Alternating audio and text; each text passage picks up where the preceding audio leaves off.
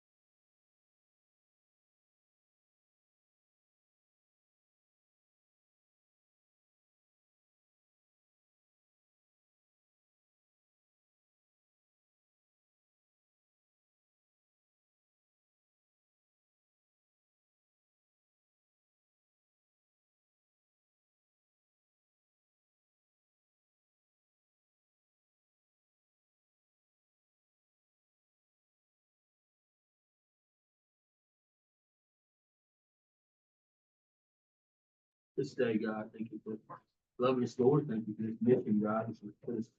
Put each of us on, God. I pray that you would guide our hearts and minds and just help us to be people like you to be more like you each day and in our hearts and our minds, Lord, as we care for these children, Lord, and even towards each other, Lord, as co-workers, Lord, to help us, Lord, to just be like you. Pray, watch over us today. Pray for this training, Lord, as we go through these things, Lord. Even those things, Lord, um, for this mission, God, that you get the glory for whatever it is that we do. Lord, watch over us today and guide us. Thank you for loving us. Thank you most of all for Jesus. And then we pray. And Lisa's gonna do a devotion for us. Thank you for participating this morning and writing down what your God can do.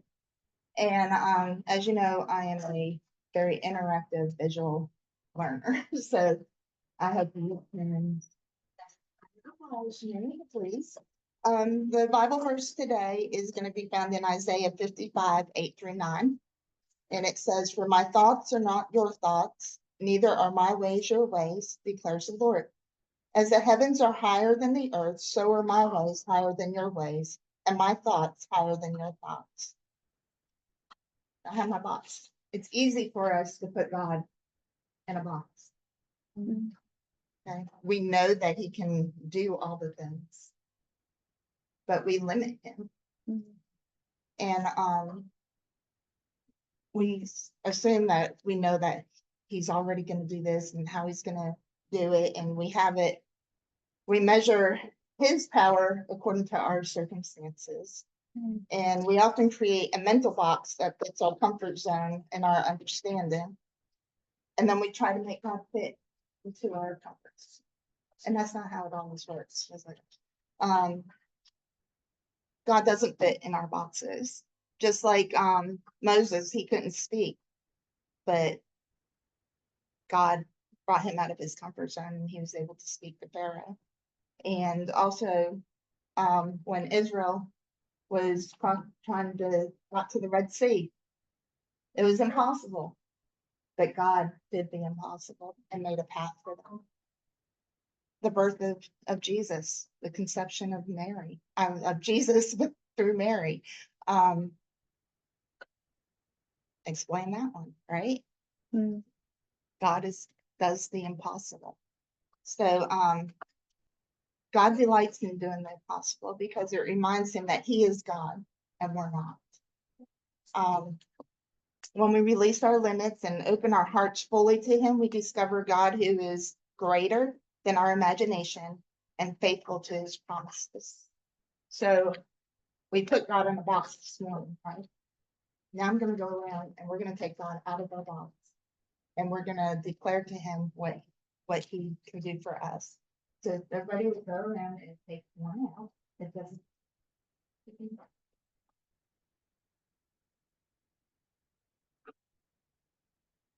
Might be seconds.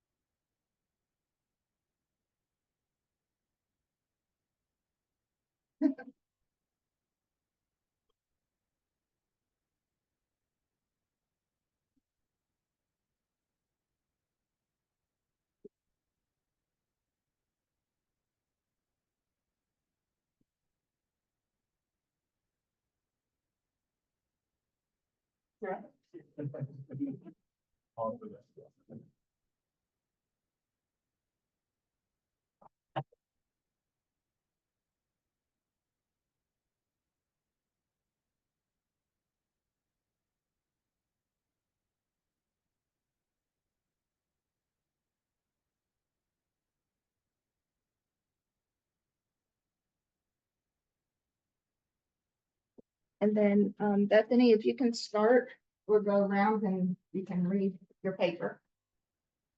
My God can encourage me to continue the good work. My God can see beyond my situation. My God can do anything.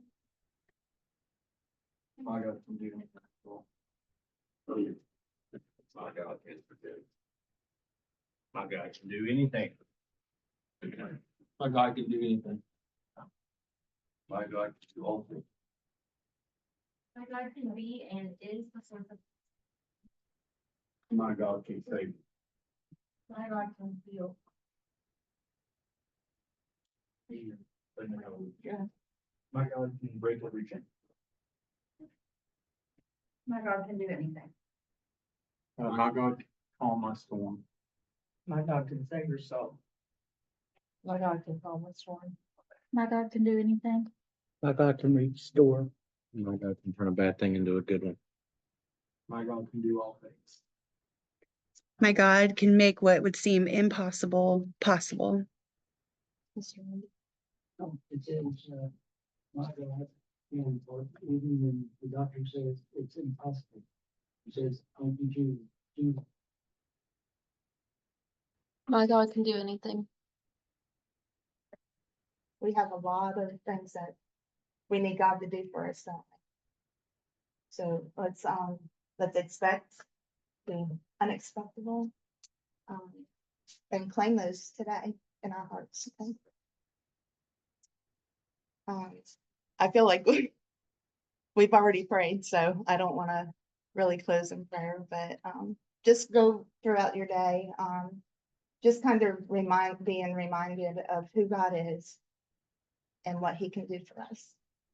So, I know everybody has a lot of needs that are probably on their hearts, and that we have the great physician.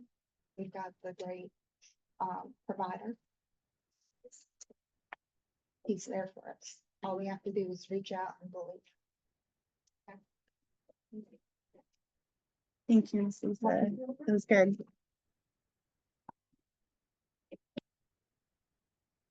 Okay. That fed our soul. And I thought we could do something fun real quick for a few minutes, do an icebreaker, get to know each other a little bit on a different level, but it's going to require us to stand up, okay? We're going to play a game called This or That. It's very easy. Like we'll either go to that side of the room or go to that side of the room. And just pay attention. This is just going to kind of help us get to know each other, okay? Not fair, all I got is Mark. So this or that, coffee or tea? So on that side or this side, coffee or tea? Worse than middle. Either. Right here, over there by Miss Christie. Come on. Okay, black coffee people. Sweet, salty. Sweet, salty. So savory even. I've seen you drink Coke with popper. Good job. It's hard to admit sometimes. All right. Pizza, tacos. Pizza, tacos. Don't say neither. It's either one. Cheater. Here's a very controversial one. Coke, Coca-Cola, Pepsi. Controversial. Actually, Carrie being more likely than not. Breakfast, dinner.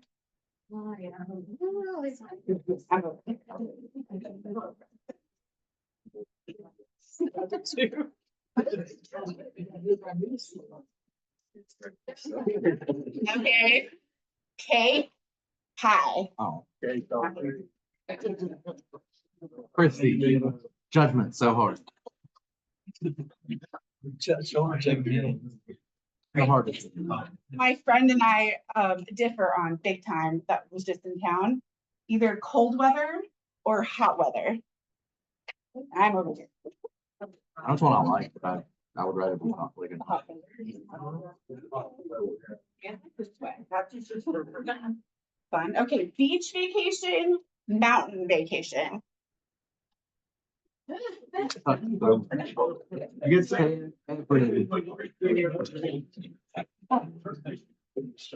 like look out there and do it for the.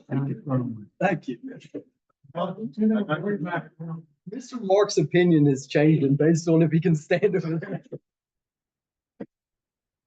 It's not that bad. All right, pumpkin spice, peppermint mocha. I'm slightly allergic to. They're both nasty. They're both nasty. Plan ahead, go with the flow. Oh, no.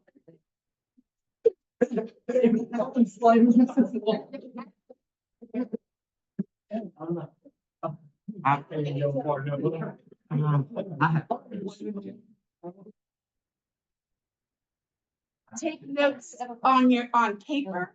Take notes on your phone.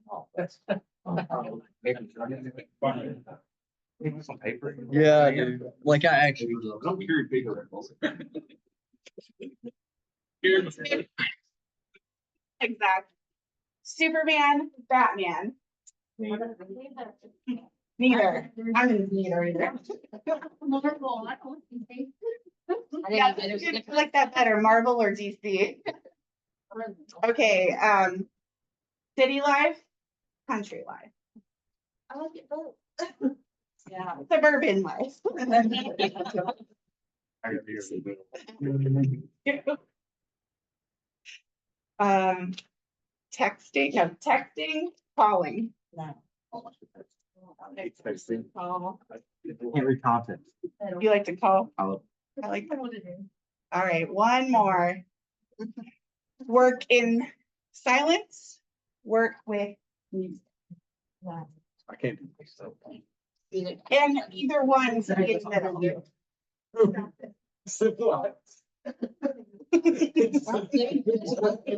Job.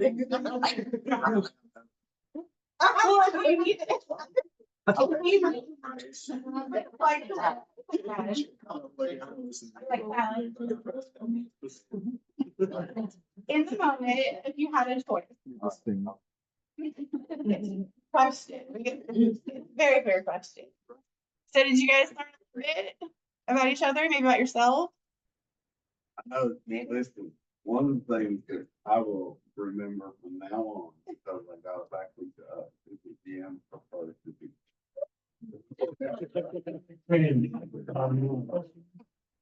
Thank you for participating.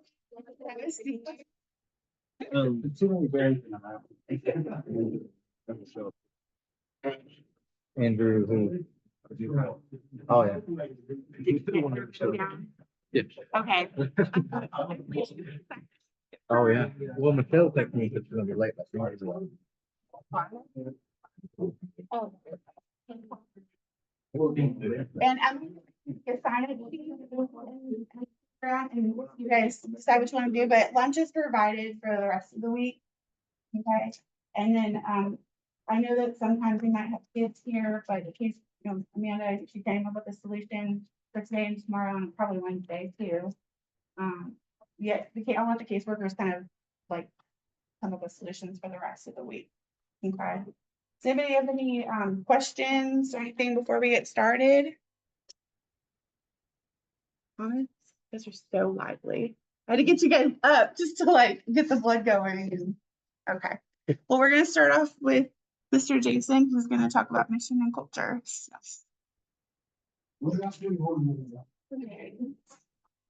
So our mission is what? I'm not gonna test you, so provide a healing environment that promotes individual development because God created them to be. Our mission is to provide a healing environment that promotes individuals' development into who God created them to be. Did it change? Like you changed, I like changed the safe and longing. I didn't know.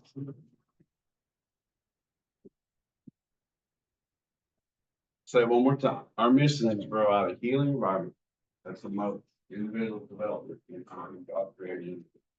Here's the reality. God didn't create Ashley for her to struggle with trauma all of her life.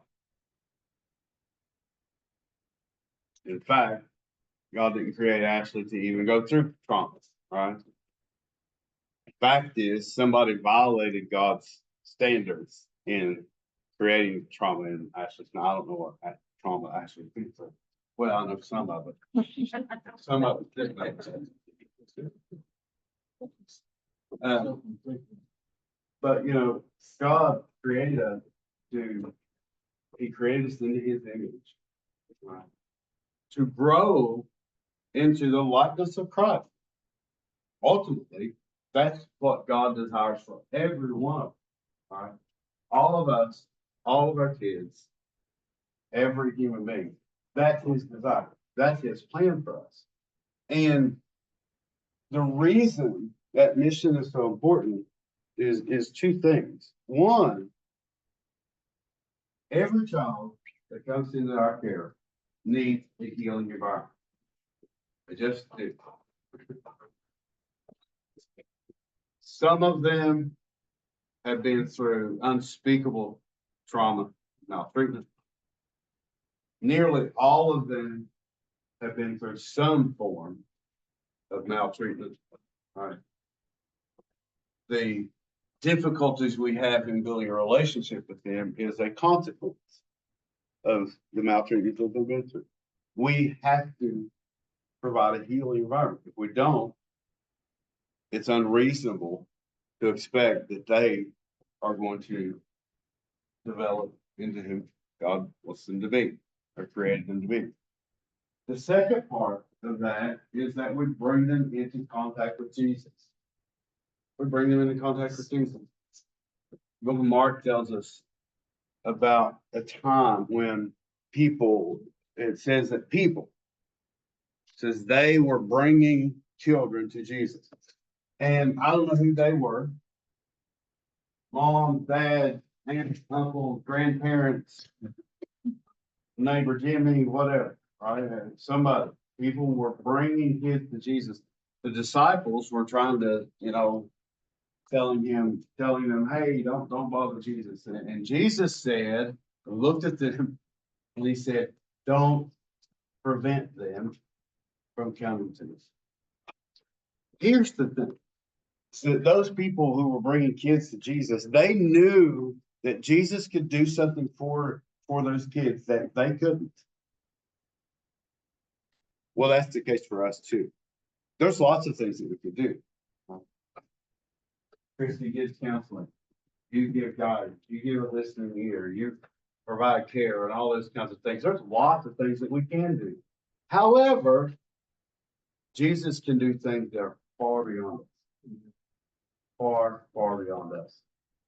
And when I come to work in the morning, I'm not just coming to work. I'm coming to fulfill a mission. And that matters. It matters for a lot of reasons. One, it changes what I do and how I do my work. The second thing it does, it changes my attitude about my work. Changes my attitude about my work. Who has worked at Taco Bell? Worked at Taco Bell? Anyone worked at Taco Bell? Did you like your work at Taco Bell? Sometimes. Sometimes you like your work at Taco Bell? Not a fan? Okay. What if? Because Taco Bell historically has been like low-cost tacos, right? And it's fast. So what if every time you went to Taco Bell, you thought of your time at Taco Bell being, well, sometime today, there's gonna be a single mom who's struggling to get 3 kids. One of them's got soccer practice, one of them's got dance class, and one of them has basketball practice. And she needs something really fast, and she's a single mom, so she can't, afford a whole lot, and she doesn't have time to go home and cook because of all the things that she has to do. And so she's going to come through the drive-through today, and I'm going to help her feed her kids and have time to get them to 3 different things. And she's going to have a successful day as a single mom because I serve her tacos. I mean, that changes the way you think about slinging tacos at Taco Bell. You think about, there's going to be this evening, there's going to be a 16-year-old boy who his crush is 3rd grade. Finally said, yes, I'll go on later. He cut grass all weekend and raked leaves all weekend to make enough money to take this girl who he's been story-eyed about since he was 8 years old. They are going to go to a movie, and he only has enough money to go to Taco Bell afterwards, and you're going to help him have a successful first date with his crush. It changes the way you think about tacos.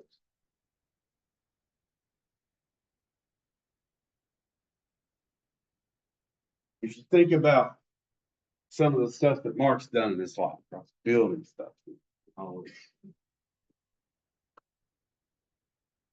One of the worst things to do, frankly, is to pour concrete when it's cold. Softly. Right. I've done it. many times. My dad was a concrete guy, so I've been pouring concrete since I was 12. But it's awful. It's awful to think about. And usually when we did it that time of the year, it was for something like a fireplace or something like that. And I think about it in terms of, I gotta go pour concrete. Kind of sucks. I mean, it's 30 degrees. It's just, it's not fun about it. But to think about it as, I want to go help families stay warm. Even when the power goes off, because they live up in the middle of nowhere, and when the power does go off, up in the deep. But think about it that way. It changes. I mean, it just changes my work. It changes how I think about my work. It changes how I think about what I'm going to do. And so I would encourage you to think about your work that way. Think about it in terms of mission, not just getting through a day. Because it changes our attitude about what we do. And so the second thing I want to talk about in terms of mission and culture is our core values. We don't have them written on the wall anywhere. We don't have posters up. I mean, maybe we should, and I can do that, I guess. But there are three things. Number one, safety. The safety is number one, because if we don't keep people safe, then we have nobody to care for, ultimately.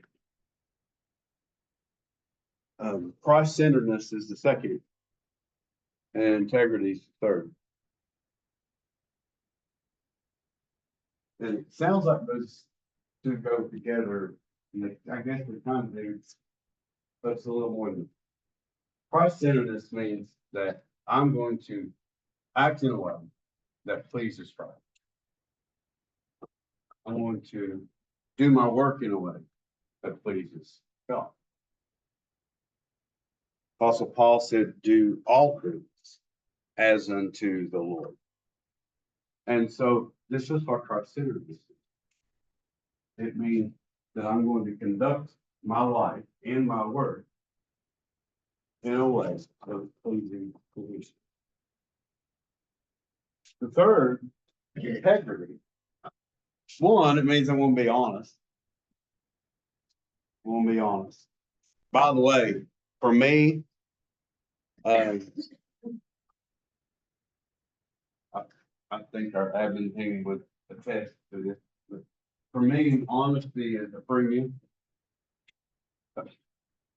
Like, you can mess up a lot of things if you tell me the truth about it and take responsibility for it. Like, we can work with a lot of stuff, right? But personal responsibility is a huge part of integrity. But integrity also means that we do things that are consistent with our mission, and we don't do the things that aren't consistent with our mission. And sometimes I even make decisions that way. Sometimes we even make decisions that way. If we're stuck on something, sometimes we just write those three things down and we say, okay, what's the safest thing to do? What's the most price-centered thing to do? And then the third question is, what's most consistent with our mission? And that's how we make the decision. It's really about decision making. It's really about decision making. And those values need to guide all of our work and all of our decisions. And in that order. How do I maintain safety the best? How do I honor Christ the best? And then what is most consistent with our mission? In that order. It's a decision making tool. There's a few things that we look for when we are hiring people. By the way, if you, I'm not asking for show of hands or anything, but I think I got it. If you've been hired since January, that means that we believe you had at least two of these. And that number one is humility. Humility is extremely important. Because humility says, I don't know everything. I don't always do the right thing. Sometimes I really mess up terribly. And that I can learn something. I can learn something from anybody. That's what humility really is. Paul said it this way, he said, don't think more highly of yourself than you ought to. And so it's a matter of honoring others. It's a matter of honoring others and respecting them and understanding that I have a lot to gain from everybody. You know. The second is motivation. Motivation. I have tried over a lot of years. I've tried to learn how to motivate. Quite frankly, I haven't learned how yet. There might be somebody out there who knows how to teach motivation. I'm not that person. What I've found over my career in various situations is that if people are motivated, they're motivated. You might have to point their motivation in a certain direction, but they're just generally a motivated person. All right. If they're not, I don't know how to make it. So I've not figured that out. Well, if anybody has tips on that, I'm open. So the third one, the third value that we think about when hiring people is people smart. Can you get along with people? Just can you get along with people? And sometimes we don't know the answer to that. It's hard to tell. People come for interviews and, you know, they even have to do at least 2 interviews now. Sometimes it's easier to tell when people can't, by the way. If it's obvious that somebody can't get along with people, we can kind of see that normally. It's harder to see when they can. So anyway, those are the things that we think about. And the reason is because none of us can do any of this by ourselves. None of us can do any of this by ourselves. None of us are the best at everything that we need to do. Say it again. None of us are the best at anything that we need to do. And we have to be able to learn from each other. And we have to be able to lean on each other. So with that said, the last thing is Proverbs chapter 6.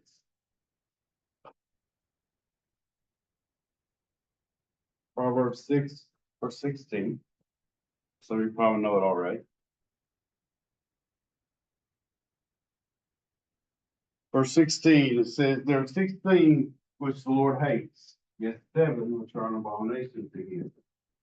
Haughty eyes, a lying tongue, hands that shed innocent blood, a heart that devises wicked plans, feet that run rapidly to evil, a false witness who utters lies, and one who spreads strife among brothers. So I have a few things. Pride, dishonesty, feet that run rapidly to evil.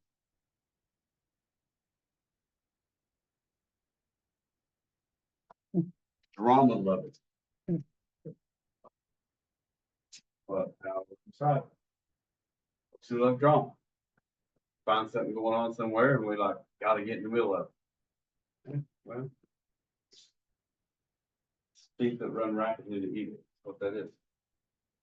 Step FYI, if someone just spontaneously and randomly says, you know, you're not talking about y'all talking about the weather, you know, talking about the cow that got out last week, whatever, or last night, whatever.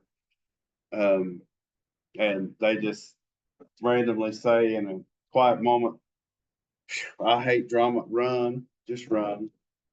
Cause the fact that they brought up drama randomly usually means I kind of like it and probably will create it. Not to be that judgmental, but. False witness who other lies. Gossip. Gossip. It tells the result of that, one who spreads strife among brothers. So. I really want to talk about two of those things. One is the pride issue.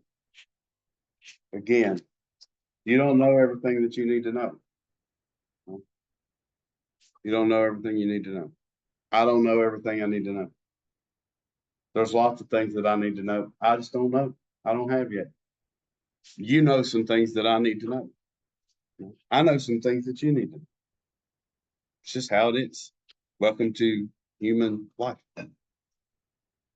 And one of the things that happens when we're trying this in a way of things is that when we're talking about different ways of doing things, we're talking about different ways of doing things. And so Carrie comes to training with Ashley, whoever. Ashley gives an hour long or 2 hour or 5 or 26 hour, whatever, training. And Carrie, she sits in this training and she says, well, I do all this stuff.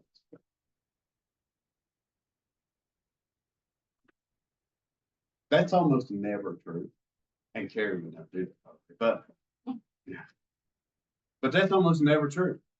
It's almost never true. I guess in some specific circumstances, maybe, right? You know, if you're talking about something very technical, very procedural, well, maybe, but it's almost never true. And the thing is that we have a hard time taking information from other people and implementing that information because we're defensive about our own performance. Defensive about our own performance. And well, that's a pride issue at the end of the day. It's a pride issue. I need to take in information, make adjustments where I can, you know, reevaluate later. Do it all and do this over and over and over. And this is just something that I've witnessed of late, of people not wanting to take information from other people. So really it's just a matter of defensiveness. They're just defensive about their own work and defensive about, you know, I don't know, you don't have the right to call me out, or I mean, just whatever it is, right? Just it's chronic defensiveness that really comes to pride. Then the second thing is that frankly drives me insane, is gossip. Gossip. Here's how I define gossip. It's having a negative conversation with somebody who can't solve a problem. Having a negative conversation with somebody who can't solve a problem. So if you have an issue with Christy, there's two people you talk to about that problem. Christy, preferably. All right. But if you feel like you can't talk to Christy, then you talk to Jason. Right? That's how it works. You have a problem with the net, which I can't imagine, but if you did, you talk to the net about that problem. You don't feel comfortable talking to the net about it, talk to Zach. At least for another week or two. You talk to Zach. If that doesn't work, you talk to me. If I have a problem with the net and I go talk to Star about my problem with the net, what's Star with it? Nothing. Not one thing. You know what that's going to do? It's going to make Star have a bad opinion of the net. It's gonna make Star have a bad opinion on that. For what purpose? I can't think of one, because she can't solve the problem. She can't solve the problem. And this is, you know, I hope everybody listens to this. I know some of our, not being recorded, but others, I truly hope they listen to it all the way through. Well, I'll tell you, one of the things that happened recently is that someone decided to say that that allowed an unmarried couple to work in a cottage together overnight. It's not true. There is 0.0% truth to that statement. However, somebody decided to go tell another house cleaner this information, and they were upset about it. Guess when Zach and I heard about it? About 3 hands down the line. They never mentioned it to Zach, never mentioned it to me. This is destructive gossip. And here's the policy today. Okay, as of today, is that I'll give you one warning. Everybody deserves a second chance. I'll give people one warning. That doesn't apply. It's not even going to apply to people in this room, I don't think. But that's my commitment to you as well. Star, somebody gossips about you, they're gonna get one warning. Okay? Bethany, if somebody gossips about you, they're gonna get one warning. And that's it. At the same time, I'm not gonna deal with it. Here's the thing. We are looking at a lot of different ways to expand our services, expand our reach, expand our footprint. I'm not gonna do that with a team that doesn't work. If we don't have a team, I'm not gonna do that. Because it's too dangerous. It's too risky. If we can't function as a team, a solid team with what we have, adding to that is only going to make it worse. So that's kind of where I'm headed. I truly believe this, that everybody who works here wants to do the best job possible. I just believe that. Just believe that's true. And so if I have an issue with Emily, the issue isn't that Emily wants to do a bad job. That's not the issue. And here's the thing, because I know she wants to do the best job possible, I trust her. I just trust her.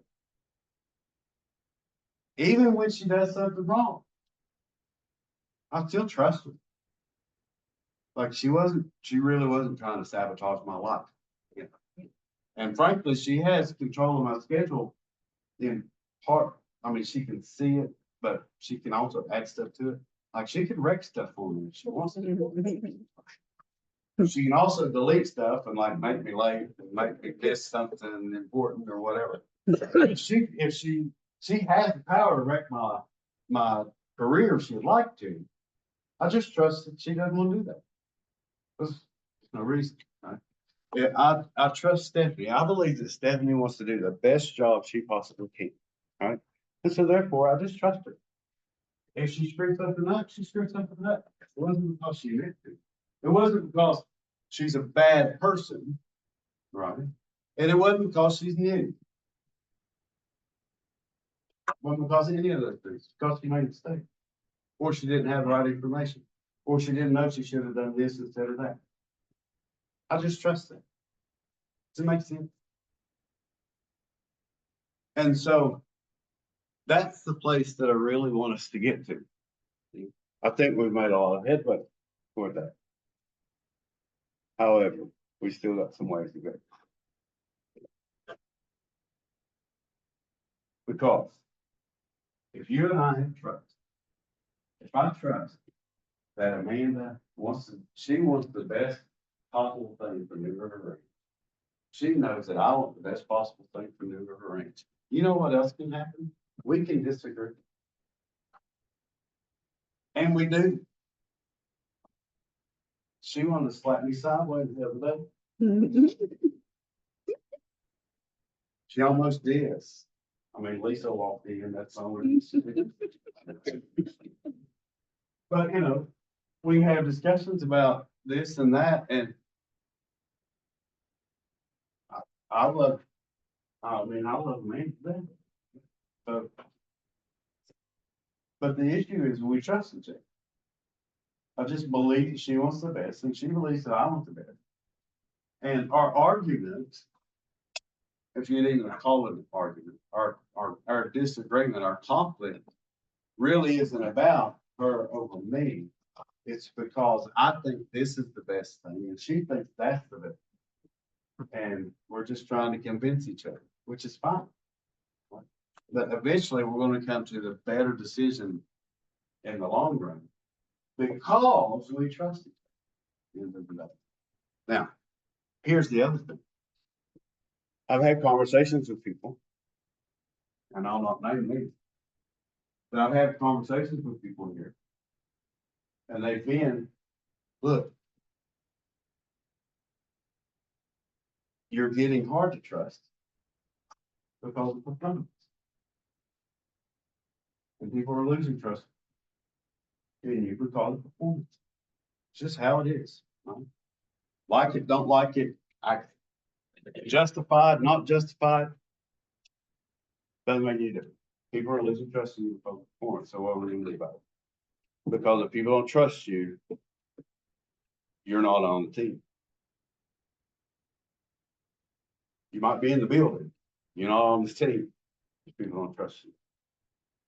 And those are conversations that we had, and I frankly, I think they're some of the most important conversations.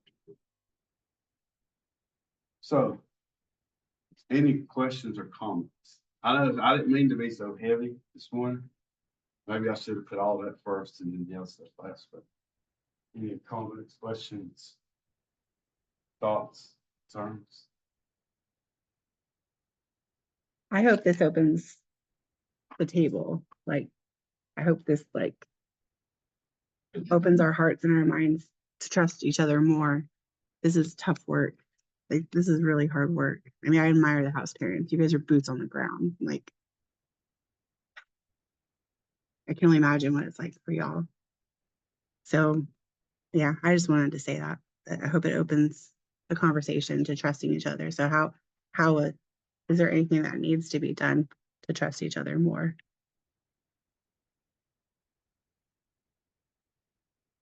That's probably rhetorical, but Other thoughts, comments? Yeah. I have one question. Just like you said, I do agree that, you know, we have to have a level of trust in other people, because there's a lot of aspects, especially people in different positions, that we don't know. Like, I trust pretty much every aspect. I don't know what all you guys' jobs entail to a degree. Hmm. So sometimes decisions will get made, and I don't trust that. But if there's an issue going forward, I don't have this issue. Yeah. But say a house parent has an issue with that.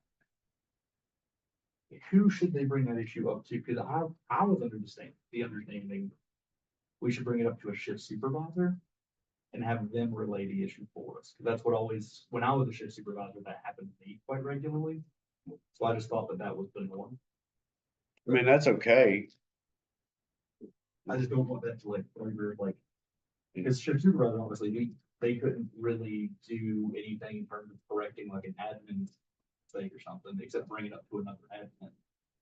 So would it be better for us in that situation to just go to the person over them, or to go to them directly and just tell them about that issue? Or what would be safest for the house parent situation? I mean, going to them directly is always best. Fair. Fair. It's always best.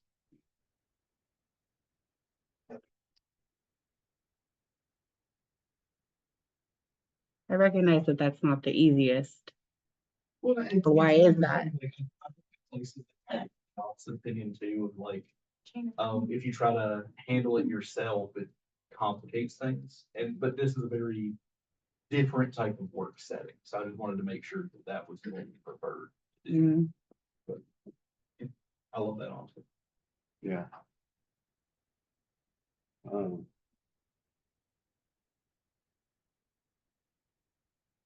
Check.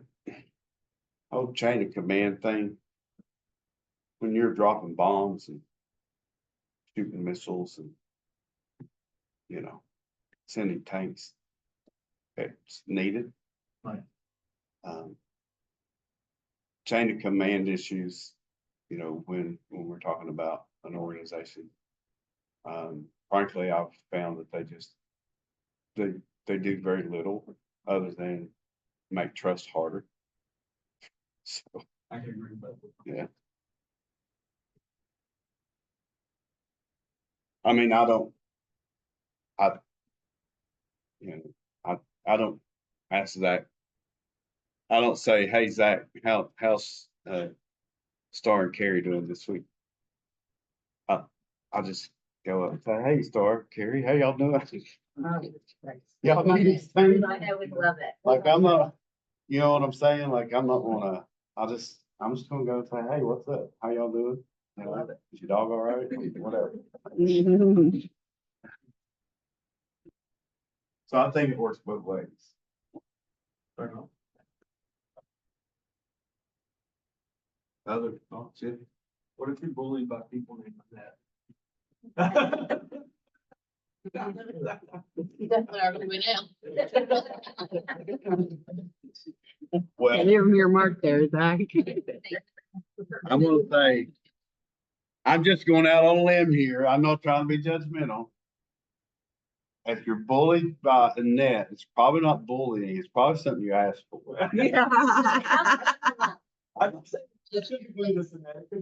Oh, What? If no one can find Mr. Zach after this, don't look at missing that.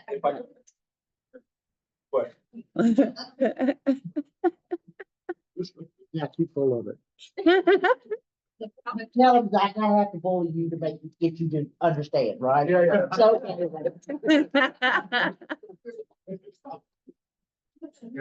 Normally it's the victims. What are you saying here? I mean, just like, so I will say that this is a very different place. The way that we look at things, usually it's, if you approach that person, you're looking for it or you're trying to start things. And it was always just kind of go to your boss and let them deal with it. But looking at two different ways, I guess I'm very comfortable with Miss Amanda. So like, Miss Amanda knows if I have an anger right now, like I'll tell her everything. But you what? If I would have an anger right now, I would tell her Oh. everything. Like I'm very comfortable with Miss Amanda. So. I thought you said anger attack. I'm like, what? What's that? But I mean, just if you're worried or you have that fear, go to them and maybe have, so they can be a covering for you. Would you agree with that or no? Say it again. Like to go with Miss Amanda, if they had a problem with you, I could go to Miss Amanda, like Miss Amanda, can you be there while I talk to Mr. Dave there? Or just like as a neutral party, you know what I mean? So if you do feel uncomfortable with the situation. Because like, this is not a normal, like, it's not normal for your boss to be like, hey, how are you? And actually care. Like, it's almost odd. Almost like, is he setting me up for failure? I think those people. Yeah, but I'm just saying, so like, I get the whole like point of like coming to them. Like, I get that. It's biblical. To go to your brother if you have a problem. Yeah. It's biblical. That's right. And if that doesn't work, what does it say? Go to the. Take the one with Take you. someone with you. Mhm. Then, if they still don't hear you, then you bring them to the church. Yeah. You hear them out. What? Yeah. Well, everybody, Yeah. like, hey, this person did this and I talked to them about it, and they didn't change it. And I will say to your point, Carrie, like people have come to me just as guidance. And you could trust you can do that with us. Like, Yeah, I mean, that's. it is not gonna leave me, like, Right. it's in my heart, because my mindset's supposed to be what's best for the ranch, right? And the mission, it's to guide you into being healthy minded, right? And point you to Jesus, ultimately. So it's not about me. Right. It's about you. And another reason to say yes to your question is that's trying to solve the problem. Yes. Can I say something? Yeah. If you was over there doing your job, you don't have time to gossip, because most of the time I don't even get to see nobody other than my house parent and my girls. I don't get to see no other workers. Great. Yeah. Take that for office at home.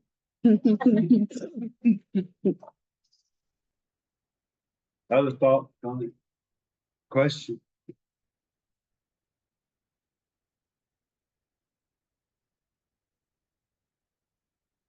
All right. I left a buffer. Hey, Hey, we're headed. I can save y'all 25 minutes. Yeah, you did. We're gonna take a 15-minute break and we'll come back. It's another heavy topic. So take a breather, get some coffee. Before everybody leaves. Oh, yeah. This is our new hire, Miss Michelle. Hi, She's Miss our night Michelle. shift. Why don't you stand up and tell everybody 10 things about yourself? I was kidding. Don't do it. I don't. Maybe not. She started to though. I was like, that's a good quality. Yeah, she's our new night shift. So everybody